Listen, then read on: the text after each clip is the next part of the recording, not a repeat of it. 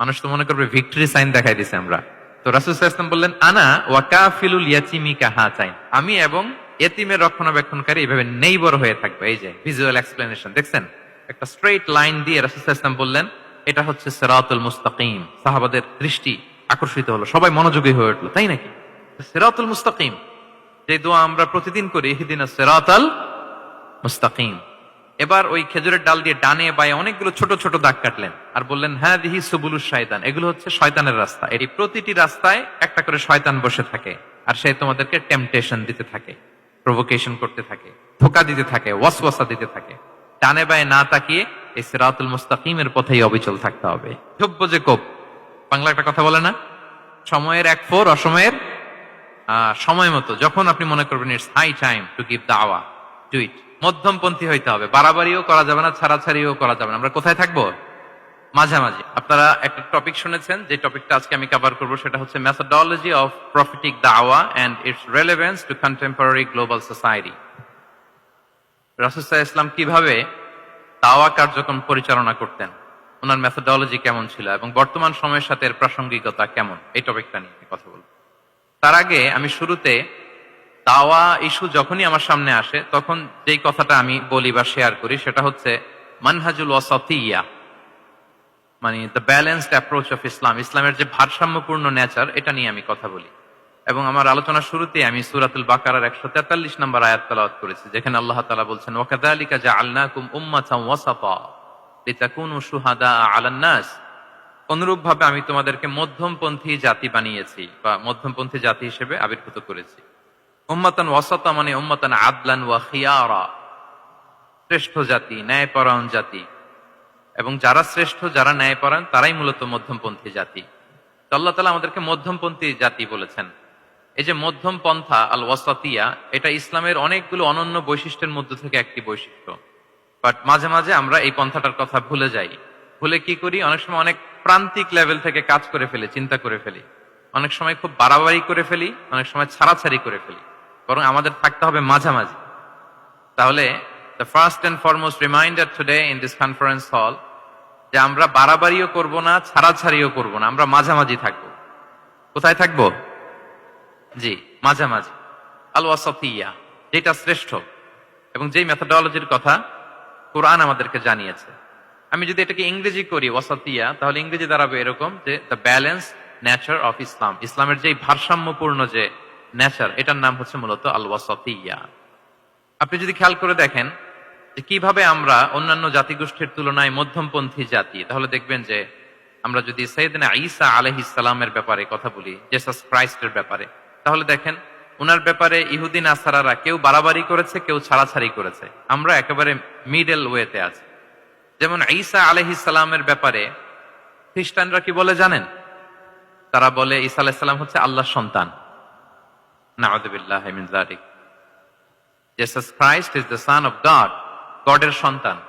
তাহলে দেখেন কতটা বাড়াবাড়ি করলো, ঈসা আলাইহিস সালামকে উঠাতে উঠাতে খোদার আসনে নিয়ে বসালো। বাড়াবাড়ি হয়ে গেল না এটা? আচ্ছা, তাহলে একদল খুব বাড়াবাড়ি করলো। এবার যদি ইহুদিদের কথা চিন্তা করি, ইহুদিরা কি বলে? ইহুদিরা একেবারে উল্টো। তারা বলে ঈসা আলাইহিস সালাম হচ্ছে ইবনু জিনা, মানে জারদ সন্তান। নাউযুবিল্লাহ। দেখেন তাদের প্রত্যেকের আকীদা শোনা মাত্রই আপনাদেরকে বলা লাগতেছে না যে নাউযুবিল্লাহ বলেন, আপনারা স্বতঃস্ফূর্ত ভাবেই বলতেছেন নাউযুবিল্লাহ। তার মানে একদল বাড়াবাড়ি করলো, একদল ছাড়াছাড়ি। একদল বলল তিনি আল্লাহর সন্তান বলে একেবারে আল্লাহর উপরে উঠাই ফেলছে। আরেক দল নামাতে নামাতে একেবারে পদদলিত করলো, বললো তিনি হচ্ছেন বাস্টার্ড, মানে ইবনু জিনা, জারদ সন্তান। নাউযুবিল্লাহ মিন যালিক। একদল নিয়ে গেল একেবারে উপরে, আরেক দল একেবারে নিচে। কিন্তু আমরা কি বলি দেখেন, আমরা বলি ঈসা আলাইহিস সালাম উনি হচ্ছেন আব্দুল্লাহি ওয়া রাসূলুহু, তিনি হচ্ছেন আল্লাহ তাআলার দাস বা বান্দা এবং আল্লাহর সম্মানিত রাসূল। দেখুন কতটা ব্যালেন্স এই আকীদা। আমরা আব্দুল্লাহ বলার মধ্য দিয়ে বেসিক্যালি নাসারাদেরকে রিফিউট করি, তাদের প্রতিবাদ করি আমরা যে তোমরা যে বলেছো আল্লাহ সন্তান না, ওইদিকে উঠানো যাবে না, নিচে নামায় নিয়ে আসো, উনি আব্দুল্লাহ, আল্লাহর দাস। আর রাসূলুহু, সম্মানিত রাসূল বলে আমরা বেসিক্যালি ইহুদিদেরকে রিফিউট করি, তাদের প্রতিবাদ করি। আমরা বলি যে না, তোমরা যে বলেছো উনি জারদ সন্তান না, ওনার সম্মানকে পদদলিত করা যাবে না, উপরে উঠাইতে হবে, উঠায়া রাসূল ও সম্মানিত রাসূল। তাহলে নাসারাদের আকীদা থেকে আমরা নিচে নেমে আসলাম, ইহুদিদের আকীদা থেকে আমরা উপরের দিকে গেলাম, ফলে এটা কি হলো? ব্যালেন্স হলো, ভারসাম্যপূর্ণ হলো, মধ্যম পন্থা হলো। তো আশা করি মধ্যম পন্থার উদাহরণটা বুঝতে পেরেছেন। আরেকটা ছোট্ট উদাহরণ দেই। আমাদের বোনদের যখন পিরিয়ড চলে তখন নাসারারা কি করে দেখেন, খ্রিস্টানরা তারা সবকিছু করে, কোনো বাজ বিচার রাখে না তখন, এমনকি ফিজিক্যাল ইন্টিমেসিতেও যায়। যখন আমাদের বোনদের পিরিয়ড চলে তখন তারা ফিজিক্যাল ইন্টিমেসিতেও যায়, কোনো বাজ বিচার নাই। এটা হচ্ছে নাসারাদের অবস্থান। আর ইহুদিদের কি অবস্থান? এরা এই 5 দিন 7 দিন আমাদের বোনদের যখন পিরিয়ড চলে তখন তারা তাদের স্ত্রীদেরকে ধরবে না, ছোবে না, স্পর্শ করবে না, একসাথে বসবেও না। তাদের ঘরে আলাদা একটা স্পেশাল রুম রাখে, ওই রুমের ভিতরে, ওই ঘরের ভিতরে তাদের 5 দিন 7 দিন ওইখানে কাটাইতে হয়। তোমরা আবার সুস্থ হলে তারপরে আসবো। দেখেন, একদল খুব বাড়াবাড়ি করলো, আরেক দল ছাড়াছাড়ি করলো। কিন্তু আমাদের ইসলামে আমরা ব্যালেন্স, যে বোনদের যখন পিরিয়ড চলে হাজবেন্ড ওয়াইফ তখন স্বাভাবিক মেলামেশা, কথাবার্তা, ঘরের টুকিটাকি কাজ সবই করতে পারবে, ইল্লাল জিমা, যেটা আমরা ফিজিক্যাল ইন্টিমেসি বলি, ওইটা ছাড়া আমরা সবই করতে পারবো। তাহলে দেখেন, এই দুইটা উদাহরণ আমি সামনে আনলাম এজন্য, এই যে মানহাজুল ওয়াসাতিয়াতি ওয়াল ইতিদাল, মধ্যম পন্থার কথা আমরা যেটা বলি, যেটাকে দিয়ে আল্লাহ তাআলা আমাদেরকে সম্মানিত করেছেন, যে ওয়াকাযালিকা জাআলনাকুম উম্মাতান ওয়াসাতা, তোমাদেরকে আমি মধ্যমপন্থী জাতি বানিয়েছি, তোমাদের মধ্যে বাড়াবাড়িও থাকবে না, ছাড়াছাড়িও থাকবে না, বরং আমরা হব মধ্যমপন্থী। আমরা কি হব? কি হব? কিছুদিন আগে বোধহয় দেখলাম ওই যে ছাত্ররা যে দল করতেছে ওইটাও মধ্যমপন্থা নাম দিয়ে দিছে।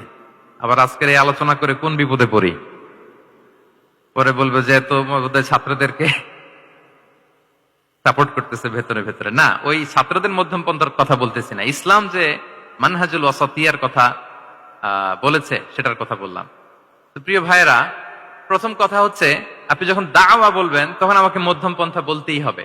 আমরা যখন ইসলাম শিখবো, শিখাবো, ইসলাম বুঝবো, বুঝাবো, এই সব ক্ষেত্রে আমাদেরকে মধ্যম পন্থা অবলম্বন করতে হবে। আমাদের খেয়াল রাখতে হবে আমরা যেন এক্সট্রিম লাইনে না যাই, আবার খুব এক্সট্রা লিবারেল যেন না হয়ে যায়, আমরা যেন মধ্যমপন্থী একটা অবস্থানে থাকি। এবং দাওয়া দেওয়ার ক্ষেত্রে এটাই বলা হয়েছে, আল্লাহ তাআলা বলছেন, উদউ ইলা সাবিলি রাব্বিকা বিল হিকমাতি ওয়াল মাউইদাতিল হাসানাতি ওয়াজাদিলহুম বিল্লাতি হিয়া আহসান। নবী, আপনি লোকদেরকে আল্লাহর পথে ডাকুন, বিল হিকমা, প্রজ্ঞার সাথে, সুন্দর সুন্দর উপদেশ সহকারে, এবং কখনো তর্ক বিতর্কে জড়ানো লাগলে সেটা উত্তম ভাবে আপনাকে জড়াতে হবে। তার মানে এই যে ইসলাম বোঝার ক্ষেত্রে, প্রচারের ক্ষেত্রে মধ্যম পন্থার নীতি, যেটা প্রজ্ঞা বা সুন্দর উপদেশ মালা দিয়ে দাওয়াত দেওয়া, এটাও মূলত মধ্যম পন্থারই বহিঃপ্রকাশ। আমরা যখন কোনো দাওয়া কাজ করব, অলওয়েজ মাথায় রাখতে হবে যে আমি বাড়াবাড়ি যেন না করি, আমি আবার ছাড়াছাড়িও যেন না করি, আমি যেন মাঝামাঝি থাকি। তো এই যে দাওয়া আমরা দিচ্ছি, দাওয়াটা কি? বেসিকলি এটা হচ্ছে একটা কমিউনিকেশন, রাইট? এই যে আমি কথা বলতেছি, আপনারা শুনতেছেন, ইমাম সাহেব খুতবা দিচ্ছেন, আমরা সেটা শুনি, স্ট্রিট দাওয়া হয়, বিভিন্ন রকম দাওয়া এখন হচ্ছে, এগুলো basically communication. And this communication should be full of wisdom and beautiful advice. এটাই মূলত আল ওয়াসাতিয়া, মানহাজুল ওয়াসাতিয়া, মধ্যম পন্থা। আমি যে বিশ্ববিদ্যালয় থেকে ব্যাচেলর করেছি, ওই বিশ্ববিদ্যালয়ের একটা স্লোগান আছে, মানহাজুল ওয়াসাতিয়াতি ওয়াল ইতিদাল। ওনারা মধ্যম পন্থার কথা বলে। তো আমি যেহেতু এই বিশ্ববিদ্যালয় আল আজহারের গ্রাজুয়েট, আমি যেখানেই যাই একটু করে আমি এই আল ওয়াসাতিয়ার কথাটা বলি, প্রিয় ভাইরা। তো দাওয়া যেহেতু কমিউনিকেশন, আমরা ওরাল দাওয়া দিয়ে থাকি, কিন্তু বেসিকলি ওরাল দাওয়ার চেয়ে যেটা প্র্যাকটিক্যাল দাওয়া, থিওরিটিক্যাল দাওয়ার চেয়ে প্র্যাকটিক্যাল দাওয়াটা এটা বেশি ইফেক্টিভ, বেশি প্রোডাক্টিভ। আমরা যখন তাফসির মাহফিল করি, আমরা খুতবা দেই, আলোচনা করি, এটা থেকে তো মানুষ শিখে।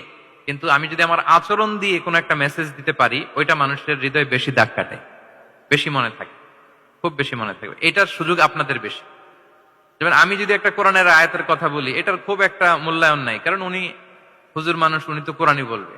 কিন্তু একজন ডক্টর যখন কোরআনের আয়াত বলে, তখন বলে, দেখছো মাশাআল্লাহ, একজন ডক্টর, সে চিকিৎসা বিজ্ঞানে এত বড় এক্সপার্টিজের পর আবার কোরআনও জানে। ওই কথা কিন্তু আমিও বলছি, আমার দাম নাই। কিন্তু আপনাদেরকে কত সম্মানের চোখে দেখা হচ্ছে। আবার দেখেন, 5 ওয়াক্ত সালাত আদায় করা জামাতের সাথে, ফরজ সালাত গুলো, এটা তো মানে করতেই হবে, কম্পালসারি। এটা করে তো খুব বেশি ক্রেডিট নেওয়ার কিছু নাই, আমরা সবাই পড়ি। কিন্তু একজন ডাক্তার যখন নামাজ পড়ে, খেয়াল করে দেখবেন, একজন ডক্টর যখন চেম্বারে রুগীদেরকে রেখে বলে যে, ওখানে যদি লেখা থাকে যে সালাতের সময় বিরতি থাকবে, বা বলা হয় যে এই ডাক্তার কিন্তু রুগী বসিয়ে রেখে নামাজটা পড়ে এসে আবার রুগী দেখা শুরু করে, এটা সবাই খুব পজিটিভলি নেয়, যে দেখো এত ব্যস্ততার পরেও চাইলে এই সময় রুগী দেখতে পারতো, কিন্তু উনি নামাজ পড়ে। দেখেন, একই করণের কথা আমিও বললাম, আপনিও বললেন, আপনার মর্যাদা কত বেশি। আমিও জামাতে নামাজ পড়ি, ইমামতি করাই, আর আপনি যে একটু তাড়াতাড়ি করে নামাজটা পড়ে চলে আসেন, এটাতে আপনার এপ্রিসিয়েশন কত বেশি। তো এভাবে আপনাদের কিন্তু দাওয়া কাজ করার সুযোগ অনেক বেশি, কারণ এটা অনেক নোবেল একটা প্রফেশন, মহৎ পেশা। আপনারা জনগণকে সরাসরি সেবা দেওয়ার যে ব্যাপারটা, এটার সুযোগ আছে। যুদ্ধ বিধ্বস্ত আপনি আহতদেরকে সেবা দিতে পারেন, আগুনে পোড়া রোগীদেরকে সেবা দিতে পারেন, দুরারোগ্য ব্যাধি, তার আর যাওয়ার জায়গা নেই, আপনি সেবা দিতে পারতেছেন। যে কোনো রোগ বালাই, যে কোনো পরিস্থিতিতে যখন একজন মানুষ অসুস্থ হয়, তখন আপনি সেবা দিচ্ছেন, তখন তার মনটা কিন্তু খুব নরম থাকে, তার মধ্যে একটা অসহায়ত্ব কাজ করে। ওই একটা অসহায় মানুষ, তার মনটা খুব নরম, ওই রকম একটা সিচুয়েশনে তারা আপনাদের দ্বারস্থ হয়। ফলে আপনাদের কিন্তু দাওয়া কাজ করার সুযোগ অনেক বেশি, এবং সেক্ষেত্রে ওরাল দাওয়ার চেয়ে আপনার যে প্র্যাকটিক্যাল দাওয়া, এটার ইফেক্ট অনেক বেশি। নিজের আচরণ দিয়ে যে মেসেজটা দেওয়া যায়, এটা সবচেয়ে ইফেক্টিভ। আপনার লেনদেন, আপনার ডিলিংস কেমন, আপনি মানুষ হিসেবে কেমন, এটা সবচেয়ে পাওয়ারফুল দাওয়া। উমরে ফারুক রাদিয়াল্লাহু তাআলা আনহু, উনি ওনার ছাত্রদেরকে প্রায় বলতেন, উমরে ফারুক রাদিয়াল্লাহু তাআলা, উনি বলতেন যে কুনু দুআতান ইলাল্লাহি ওয়া আনতুম সামিতুন, যে তোমরা আল্লাহর রাস্তায় দাওয়াতি কাজে বের হয়ে যাও এমন অবস্থায় যে তোমরা চুপচাপ। তো ছাত্ররা বলতো, দাওয়াতি কাজও করতে বলতেছেন, আবার চুপচাপও থাকতে বলতেছেন, এটা আবার কিভাবে দাওয়াত দিব? তো উমর ফারুক রাদিয়াল্লাহু তাআলা আনহু বলতেন, বি আখলাকিকুম, তোমাদের আখলাক দিয়ে দাওয়াত দাও। আখলাক দিয়ে দাওয়াত দেওয়া যায় না? বলেন তো, আখলাক দিয়ে দাওয়াত দেওয়া যায় কি যায় না? যায়। এই আখলাক দিয়ে যে দাওয়াত, এটা অনেক পাওয়ারফুল। 10টা তাফসীর মাহফিল করে আমি এটা করতে পারবো না। আপনি আপনার আখলাক দিয়ে, আপনার ব্যক্তিত্ব দিয়ে, আপনার লেনদেন, এগুলো দিয়ে আপনি যে দাওয়াটা দিতে পারবেন, অন্য অনেক কিছু দিয়ে সেটা হবে না। এজন্য ওমর ফারুক বলতেন, কুনু দুআতান ইলাল্লাহি ওয়া আনতুম সামিতুন, আল্লাহর রাস্তায় দায়ী হয়ে বের হও, কিন্তু চুপচাপ। কিভাবে? বলে বি আখলাকিকুম, তোমাদের আখলাক দিয়ে। এটা বেশি পাওয়ারফুল।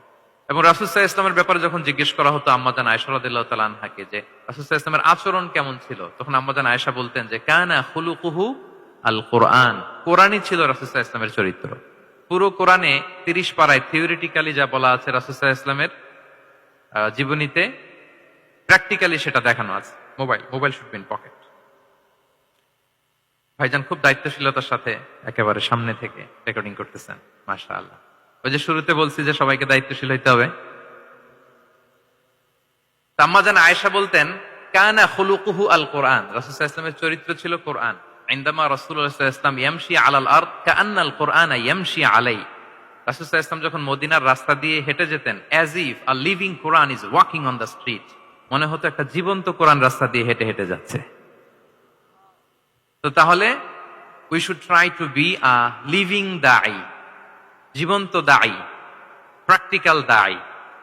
এটা যদি আমরা হইতে পারি, তাহলে অনেক বেশি ইম্প্যাক্ট করা যাবে সোসাইটিতে, অনেক ইনফ্লুয়েন্স করা যাবে। যেটা বললাম যে আমাদের সততা, আচরণ, ব্যক্তিত্ব, পার্সোনালিটি, এগুলো দিয়ে আমরা যে দাওয়াটা দিতে পারি, ওরাল দাওয়া, বক্তব্য দিয়ে এটা অনেক সময় সম্ভব হয় না। এবং ডাক্তারদের জন্য এটা অনেক বড় একটা সুযোগ।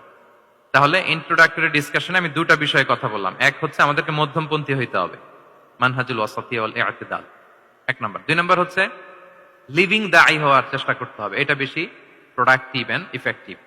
এই দুইটা পয়েন্ট আমরা বুঝতে পেরেছি তো না? বুঝতে পেরেছেন সবাই? মাশাআল্লাহ।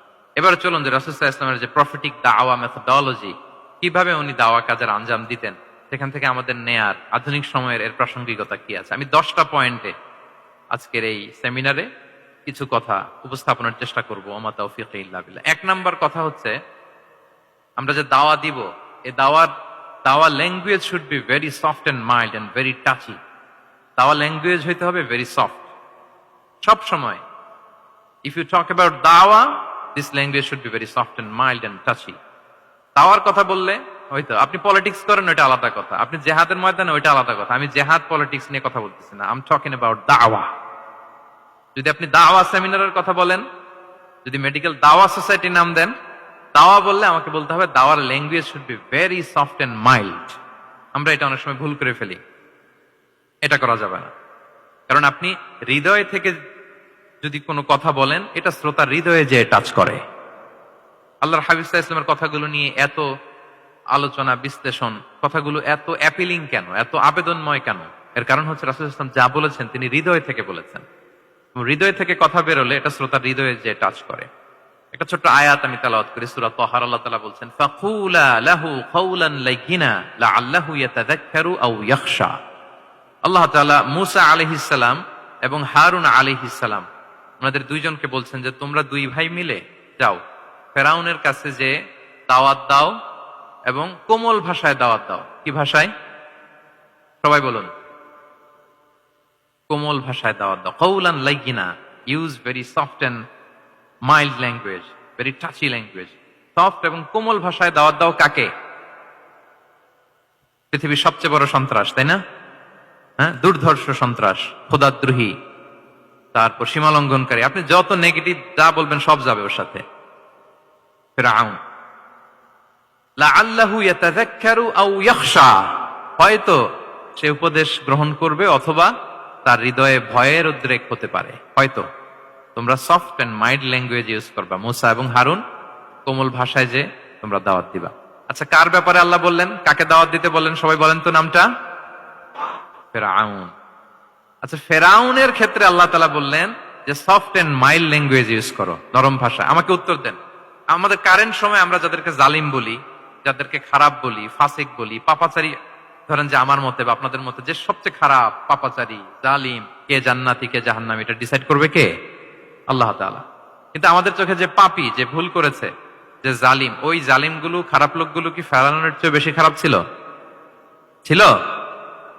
ওই ফেরাউনের ক্ষেত্রে আল্লাহ বলেছেন ফাকুল লাহু কাওলান লাইয়িনা, সফট ল্যাঙ্গুয়েজ ইউজ করো মূসা এবং হারুন, কোমল ভাষা ব্যবহার করো। হয়তো তার ভুল ভেঙে যাবে, হয়তো সে উপদেশ গ্রহণ করবে। তো তাহলে দেখেন কত বড় ভুল আমরা করি। আমরা মাঝে মাঝে এমন অ্যাটাকিং মুডে কথা বলি, এমন আগ্রাসী হয়ে কথা বলি, ওর মানার এক সুযোগ থাকলেও ও মানবে না। কি বলেন? যাও মানার একটু ইচ্ছা ছিল, আমার এই অ্যাটিটিউডের কারণে সে আর এটা শুনবে না। এটাই মানুষের স্বভাব। আপনি আগ্রাসী হয়ে অ্যাটাকিং হয়ে কথা বলে মানুষ এটা শোনে না। তাহলে দাওয়ার প্রফিটিক 1 নাম্বার মেথোডোলজি হচ্ছে দাওয়ার ল্যাঙ্গুয়েজ হইতে হবে very soft and very mild. আল্লাহ তাআলা সূরাতু আলে ইমরানে বলছেন, ফাবিমা রাহমাতিম মিনাল্লাহি লিনতা লাহুম ওয়ালাউ কুনতা ফাদদান গালিযাল কলবি লানফাদ্দু মিন হাওলিক। নবী হে, আল্লাহর অনুগ্রহে, আল্লাহর রহমতে আপনি কোমল ভাষী হয়েছেন। আপনি কোমল ভাষী না হয়ে যদি রূঢ় ভাষী হতেন তাহলে মানুষজন আপনার কাছ থেকে ভেগে ভেগে পালাতো। কিন্তু আমরা দেখতাম যে সাহাবারা রাসূল সাল্লাল্লাহু আলাইহি ওয়াসাল্লামের কাছে শুধু জড়ো হইতে চেত, দেখা করতে চেত, রাসূলকে ঘিরে রাখতো, এত পছন্দ করতো রাসূল সাল্লাল্লাহু আলাইহি ওয়াসাল্লামের কোমল আচরণের কারণে। ইভেন ফ্যামিলিতে কোনো সমস্যা হলে, অনেক সাহাবারা বলতেন ফ্যামিলির সাথে সমস্যা হলেও তারা রাসূলের কাছে চলে আসতো। এমন কি কারো পেটে ক্ষুধা লাগলেও তারা রাসূলের দরবারে চলে আসতো। তারা বলতো রাসূল সাল্লাল্লাহু আলাইহি ওয়াসাল্লামের চেহারার দিকে তাকালেই আমাদের ক্ষুধা মিটে যেত। কি কোমল ভাষী ছিলেন, কত সুন্দর সফট ল্যাঙ্গুয়েজ রাসূল সাল্লাল্লাহু আলাইহি ওয়াসাল্লাম ইউজ করেছেন। হ্যাঁ, রাসূল সাল্লাল্লাহু আলাইহি ওয়াসাল্লাম কখনো যে কঠোর ভাষায় কথা বলতেন না তা না, মাঝে মাঝে বলতেন, কিন্তু বেশিরভাগ ওনার দাওয়া ছিল সফট এন্ড মাইল্ড। মাঝে মাঝে প্রেক্ষাপটের আলোকে রাসূল সাল্লাল্লাহু আলাইহি ওয়াসাল্লাম অনেক সময় তেজস্বী জ্বালাময়ী ভাষণ দিতেন। মনে হতো কান্নাহু তিনি কি করছেন, ব্যাটালিয়নকে কমান্ড করছেন। এটা মাঝে মাঝে চেহারা লাল হয়ে যেত, গড়গড় করতেন যুদ্ধের আগে। কিন্তু রেগুলার বেসিসে রাসূল সাল্লাল্লাহু আলাইহি ওয়াসাল্লাম খুব কোমল ভাষায় কথা বলতেন। তাহলে 1 নম্বরে যেটা জানলাম, যদি আপনি দাওয়া মেন্টালিটি, দাওয়া মুডে থাকতে চান, আপনার ভাষা হতে হবে শক্ত না নরম?